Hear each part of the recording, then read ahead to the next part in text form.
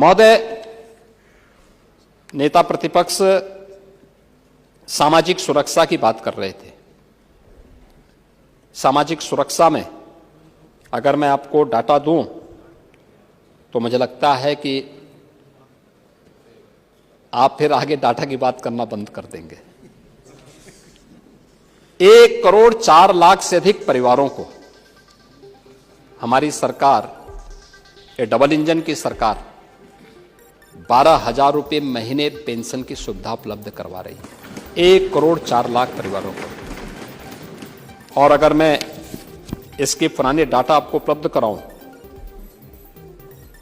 Samajwadi party के समय में निराश्रित महिला पेंशन, यानी निराश्रित महिला पेंशन मतलब विधवा पेंशन, ये आप देते थे केवल 9,66,706 परिवारों को, महिलाओं को।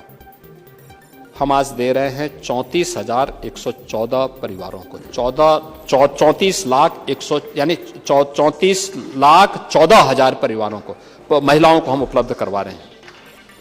आप देते थे 500 रुपया, हम दे रहे हैं 1,000 रुपया। वृद्धावस्था पेंशन आप देते थे 36,52,607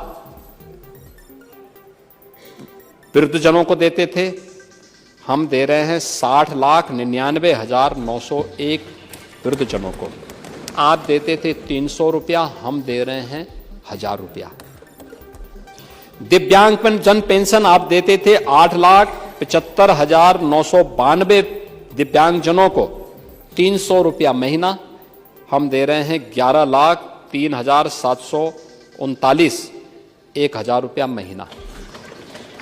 कुष्ठावस्था पेंशन आप देते थे 4,765 को और हम दे रहे हैं 12,361 ऐसे कुष्ठ रोगियों को। ये पैसा है जो आपके समय में जो 300 रुपया भी मिलता था, वह भी 3 महीने 6 महीने में जाता था और उसमें भी आधा कट में चला जाता था। हाँ, आप देखें ना, जब बाबू देते थे तो नगद लेते थे उन लोगों से। हम सीधे डीबीटी के माध्यम से सीधे यहां से पैसा उस लाभार्थी के खाते में देते हैं और यह अंतर है डिजिटल ट्रांजैक्शन का। 24 जनवरी को हम लोगों ने स्कीम को लॉन्च की और अब तक 96,000 युवाओं ने आवेदन किया है। 76,000 आवेदन बैंकों को भेजे जा चुके हैं। 16,000 मामलों, यानी ये लगभग अब तक 25,000 स्वीकृत हो चुके हैं और 6,000 से अधिक को अब तक ये ऋण भी वितरण किया जा चुका है। इनका प्रशिक्षण हो रहा है और मेरा ये मानना है कि हमारा युवा इसके माध्यम से आगे बढ़ेगा महोदय, और नए रोजगार का सृजन भी करेगा। 8 मार्च को महिला दिवस भी है। प्रदेश सरकार मातृशक्ति की सुरक्षा, उनके सम्मान और उनके स्वावलंबन के लिए पूरी प्रतिबद्धता के साथ कार्य कर रही है और हम लोग इसके लिए पूरे उसके साथ काम कर रहे हैं। खासतौर पर राज्य ग्रामीण आजीविका मिशन के अंतर्गत अब तक 96 लाख से अधिक जो महिलाएं थी उन्हें इस योजना के साथ जोड़ा गया है। वीसी सखी योजना के अंतर्गत अकेले उत्तर प्रदेश में 39,556 वीसी सखी के द्वारा 31,103 करोड़ रुपए से अधिक का वित्तीय लेन देन किया गया और जिसके माध्यम से उन्होंने 84.38 लाख करोड़ रुपए का शुद्ध लाभांश भी अर्जित किया है। लखपति दीदी योजना के अंतर्गत 31 लाख से अधिक लखपति दीदियों को चिन्हित करके उनमें से 2 लाख से अधिक की महिलाएं जो ऐसी हैं जो अब तक लखपति की श्रेणी में आ चुकी हैं। प्रदेश सरकार इस दिशा में पहले ही कार्रवाई कर चुकी है और इस योजना के अंतर्गत आज मुझे बताते हुए प्रसन्नता है कि हमारी सरकार ने पहले यहां पर 3 महिला बटालियन का गठन भी किया था। यूपी पुलिस में 1,56,000 महिला कार्मिकों यानी पुलिस कार्मिकों की भर्ती की गई, जिसमें 20% अनिवार्य रूप से उनकी भर्ती की गई। 60,200 की भर्ती की प्रक्रिया अंतिम चरण में चल रही है और हमारा प्रयास है कि इसमें 20% महिला कार्मिकाएं, उसके लिए सरकार ने उस प्रकार की व्यवस्था की है।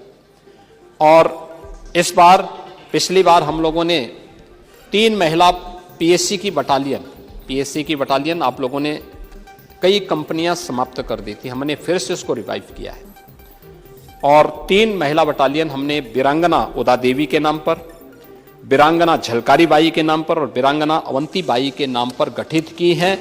और इस बार उच्च शिक्षा में हमारी जो बेटियां हैं, जो मेधावी छात्राएं हैं, उनको एक नई योजना रानी लक्ष्मीबाई स्कूटी योजना के अंतर्गत हम लोग एक नई स्कीम लागू करने जा रहे हैं, जिसके लिए 400 करोड़ रुपए की व्यवस्था हम लोगों ने यहां पर की है। मुख्यमंत्री सामूहिक विवाह योजना, ये स्कीम जब हम लोगों ने यहां लागू की थी, समाजवादी पार्टी ने विरोध किया था, कहा था ये गरीबों का उपहास है, हर अच्छे कार्य का विरोध करते हैं और ये पता नहीं विडंबना है या क्या है कि हर बुरे कार्य के साथ आपका नाम जरूर जुड़ जाता है।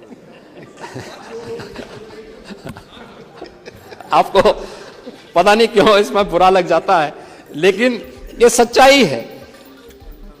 और मुख्यमंत्री सामूहिक विवाह योजना में 51,000 रुपए से बढ़ा करके इस बार हम लोगों ने बेटी की शादी के लिए 1 लाख रुपए की घोषणा कर दी है।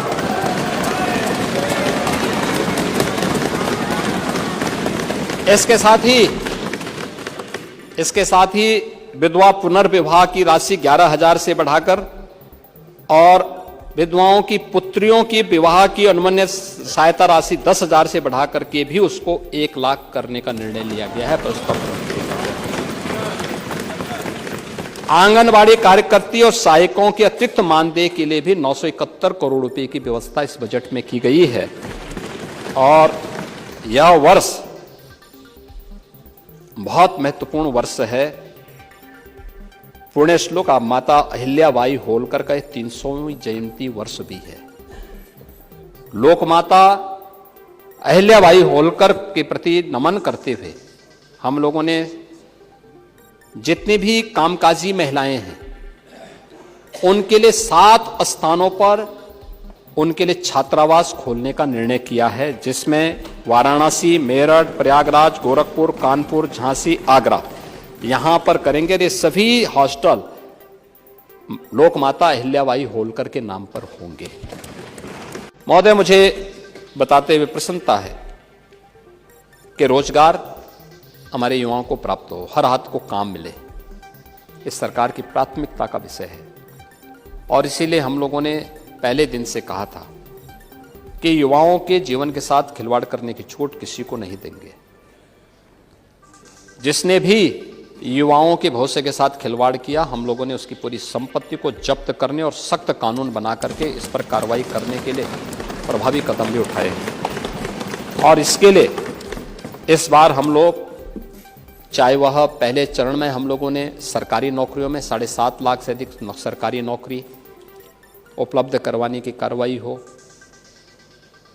एमएसएमई सेक्टर को नया जीवन दान देते हुए, एक नई पहचान देते हुए 2 करोड़ से अधिक युवाओं को उसके साथ जोड़ने में, विश्वकर्मा श्रम सम्मान के माध्यम से नए रोजगार का सृजन करने, निवेश के माध्यम से नए रोजगार और नौकरी उपलब्ध करवाने में सफलता प्राप्त की, तो साथ साथ इस बार हम लोगों ने सभी 75 जनपदों के लिए, जिन जनपदों में अब तक कोई भी निवेश की संभावना नहीं थी, यद्यपि ग्लोबल इन्वेस्टर समिट के माध्यम से चीजें हमें देखने को मिली है कि हर जनपद में किसी न किसी सेक्टर में निवेशकों ने निवेश किया है, हर जनपद में किया है। और इस बार हम लोगों ने 100 एकड़ के एक ऐसे क्षेत्रफल में, जिसको हम पीपीपी मोड पर लेकर चलेंगे, ऐसे एम्प्लॉयमेंट जोन विकसित करने की कार्रवाई, जहां पे रोजगार सृजन के लिए हम कार्य कर सकें। और इस बार इस पूरी योजना को हम सरदार पटेल जनपदीय एम्प्लॉयमेंट जोन के रूप में, डिस्ट्रिक्ट एम्प्लॉयमेंट जोन के रूप में इसे डेवलप करने जा रहे हैं। तो इस लौह पुरुष सरदार वल्लभ भाई पटेल के नाम पर हम इस स्कीम को यहां पे लागू करने जा रहे हैं। इसके साथ ही यह वर्ष पूर्व प्रधानमंत्री श्रद्धेय अटल बिहारी वाजपेयी जी की जन्म शताब्दी वर्ष भी है। श्रद्धेय अटल जी की स्मृतियों को नमन करते हुए सरकार ने नगरीय क्षेत्रों में डिजिटल लाइब्रेरी के निर्माण की कार्रवाई के लिए बजट का प्रावधान किया है। श्रद्धेय अटल जी की स्मृति को यह समर्पित है और उन्हीं के नाम पर यह स्थापित भी होंगे। बाजरा की खरीद सरकार लगातार किसानों से कर रही है। इसमें भी अन्नदाता किसानों के खाते में सीधे पैसा जा रहा है। इसके साथ ही प्रदेश में पहली बार ज्वार की खरीद भी हुई है। मक्का की खरीद भी सरकार सीधे अन्नदाता किसानों से कर रही है। और इसके साथ ही प्रदेश के अंदर 60,000 महिलाओं को, महिला स्वयंसेवी समूह को सीडलिंग की व्यवस्था के साथ जोड़ने का काम किया गया है। और मैं बताते हुए मुझे प्रसन्नता है कि अन्नदाता किसान को उन्नत नस्ल का बीज प्राप्त हो, इसके लिए प्रदेश में हम लोग लखनऊ में कृषि विभाग के द्वारा इस कृषि विभाग की स्थापना के 150 वर्ष पूरे हो रहे हैं। और इस उपलक्ष्य में अन्नदाता किसानों को गुणवत्तायुक्त बीज और समृद्ध कृषि के लिए प्राप्त हो सके, इसके लिए 251 करोड़ रुपए का प्रावधान हमने किया है। और यह जो बीज पार्क होगा, जो सीड पार्क होगा, यह हम किसानों के मसीहा चौधरी चरण सिंह जी को समर्पित कर रहे हैं कि चौधरी चरण सिंह जी की स्मृति को नमन करते हुए यह सीड पार्क उनके नाम पर हम लोग यहां पे लखनऊ में बनाने जा रहे हैं।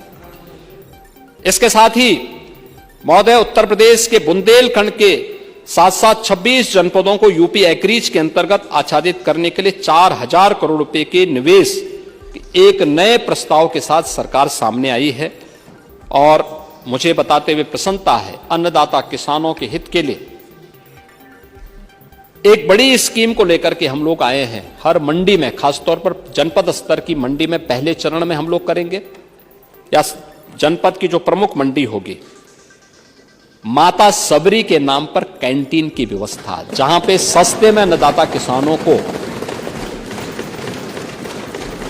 चाय मिल सके, भोजन की सुविधा मिल सके। और यह व्यवस्था हम लोग इस बार से लागू करने जा रहे हैं। मुख्यमंत्री कृषक दुर्घटना कल्याण योजना के माध्यम से हम लोगों ने 2019 में बटाईदार किसान और किसान फैमिली के साथ साथ बटाईदारों को भी शामिल किया था।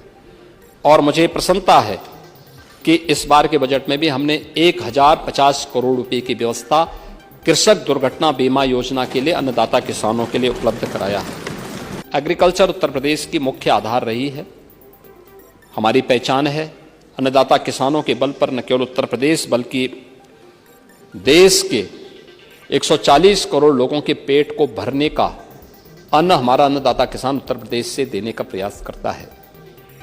और उत्तर प्रदेश में अन्नदाता किसानों के लिए किए गए प्रयासों का परिणाम भी आज हम सबके सामने आ गया है। 2016-17 में जो किसान आत्महत्या करता था,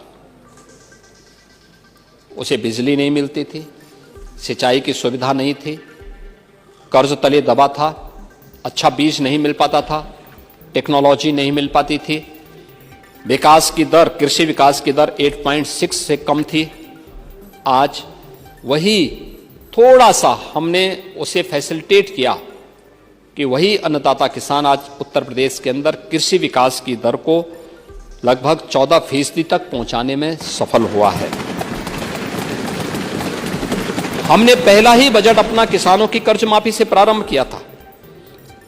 और मुझे प्रसन्नता है कि इस दौरान प्रधानमंत्री फसल बीमा योजना, प्रधानमंत्री किसान सम्मान योजना, सॉइल हेल्थ योजना, प्रदेश के अंदर प्रधानमंत्री कृषि सिंचाई की योजना और एमएसपी लागत का 1.5 गुना दाम अन्नदाता किसान को देने जैसे कार्यक्रमों को आगे बढ़ाते हुए हम लोगों ने पर्याप्त मात्रा में खाद बीज का इंतजाम करने और कृषि सेक्टर में जो अनेक प्रयास प्रारंभ किए हैं, आज उसका परिणाम हम सबके सामने है।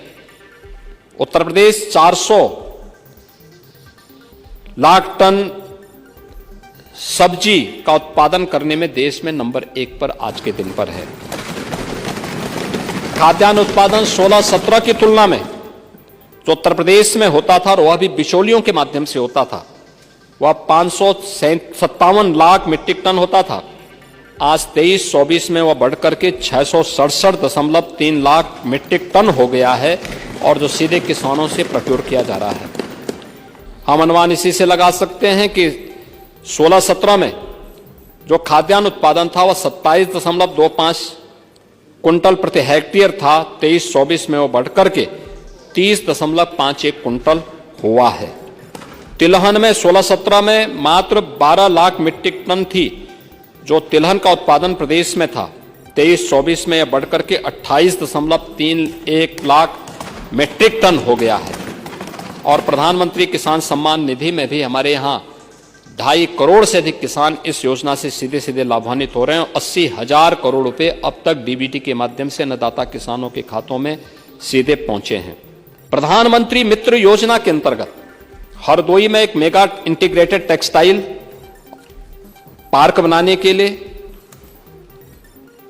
हरदोई व कानपुर में एक मेगा लेदर क्लस्टर डेवलप करने के लिए, गोरखपुर में प्लास्टिक पार्क, कन्नौज में परफ्यूम पार्क, गाजियाबाद, लखनऊ, कानपुर, गोरखपुर व हापुड़ में केमिकल और फार्मा पार्क जैसे ये सभी हमारे ऐसी योजनाएं हैं जिनको हमारी सरकार आगे बढ़ा रही है। 10 जनपदों में संत कबीर के नाम पर, महोदय मुझे बताते हुए प्रसन्नता है, हमारी सरकार संत कबीर दास जी के नाम पर 10 जनपदों में टेक्सटाइल पार्क पीपीपी मोड पर बनाने की एक बड़ी योजना को भी इस बजट में हमने घोषणा की है, जो संत कबीर के नाम पर होंगी। और जो 2 लेदर पार्क बनेंगे संत रविदास जी के नाम पर बनेंगे। इन दोनों को भी हम संत रविदास जी को समर्पित कर रहे हैं। मुख्यमंत्री सूक्ष्म यानी एमएसएमई के सेक्टर में जो उद्यमी यहां यूपी के अंदर निवेश किए हैं या जिन लोगों ने अपने अपने यूनिट लगाई है, यूपी एमएसएमई का सर्वाधिक यूनिट रखने वाला राज्य है। लगभग 1 करोड़ यूनिट यूपी के पास है। हम लोगों ने उन्हें एक सुरक्षा बीमा का कवर भी दिया है, 5 लाख का है, और ये स्कीम यूपी के अंदर प्रभावी ढंग से लागू हो रही है।